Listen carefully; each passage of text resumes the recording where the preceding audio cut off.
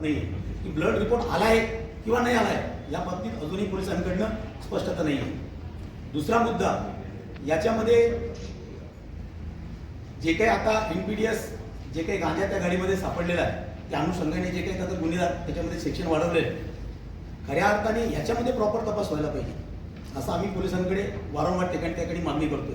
परंतु जाणीवपूर्वक ह्या गोष्टीला बगल देऊन कुठेतरी हे प्रकरण फक्त 304 पर्यंतच कसं मर्यादित राहील आणि पुढचं जे काही त्यांचे धागेदोरे आहेत ते उघडकीस पडू नये याची पुरेपूर काळजी घेतली जाते. नुकताच आता काल परवा जो काही आरोपींना मारहाण केल्याचा व्हिडिओ या समाज माध्यमावरती व्हायरल केला जातोय आणि त्या अनुषंगाने त्या ग्रामस्थांमध्ये पीडित कुटुंबियांमध्ये एक दहशतीचं वातावरण निर्माण केलं जातं की जर तुम्ही या प्रकरणामध्ये तुम्ही भूमिका जास्त जाऊन धरत असाल तर जो काही मारहाण झालाय आरोपींना ते काही दाखवत आहे. खरं तर त्याच्यामध्ये जे काही मारहाण झालंय ते ग्रामस्थांचा साहजिक रोष होता.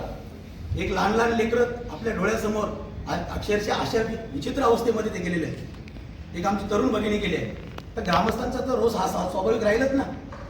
बरं, त्याच्यामध्ये आता अशी दहशत आणि भीतीचं वातावरण निर्माण केले जाते की बा कुठेतरी आरोपींना मारहाण केली आहे म्हणून 307 दाखल केली जाईल. मग दबाव आणला जातोय जेणेकरून गावकऱ्यांनी आता या प्रकरणामध्ये थोडीशी भूमिका मोबाईल घ्यावी.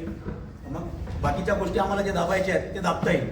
परंतु चाळीसगाववरनं आमच्या सर्व बंजारा समाजाची टीम तसंच महाराष्ट्रातून सर्व विविध सामाजिक संघटनेचे आणि आपली शिवसेना महाविकास आघाडी दादा नेहमी त्या सगळ्या गोष्टीमध्ये बारकाईने लक्ष घालतायत. आमची सगळी शिवसेनेची टीमही त्याच्यामध्ये लक्ष घालतायत. मी देखील एक शिवसैनिकच आहे. त्याच्यामुळे ह्याच्या